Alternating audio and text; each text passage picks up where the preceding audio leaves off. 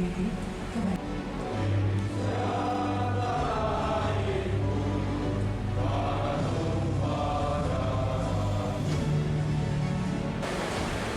hormati Komandan Korem 0111, yang saya hormati pula Wali Kota Loksemawe.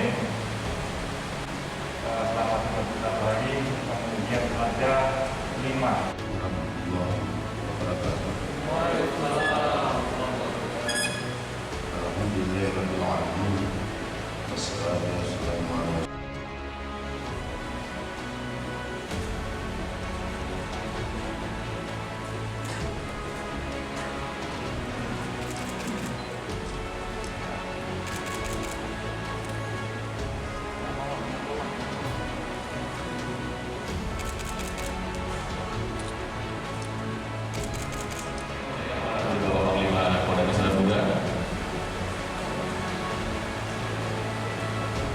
Yang saya hormati para Danrem beserta para pejabat utama Akademi Sunan Muda, maka pada hari ini Rabu tanggal 15 September 2021 pukul 09.45 waktu Indonesia bagian Barat, TNI Manunggal Membangun Desa ke-112 tahun anggaran 2021 secara resmi saya nyatakan dimulai.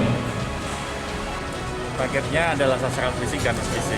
Yang pertama, sasaran fisiknya adalah pembangunan jalan usaha tani sepanjang 1,6 km, kemudian perbaikan saluran tambak sepanjang 1 km.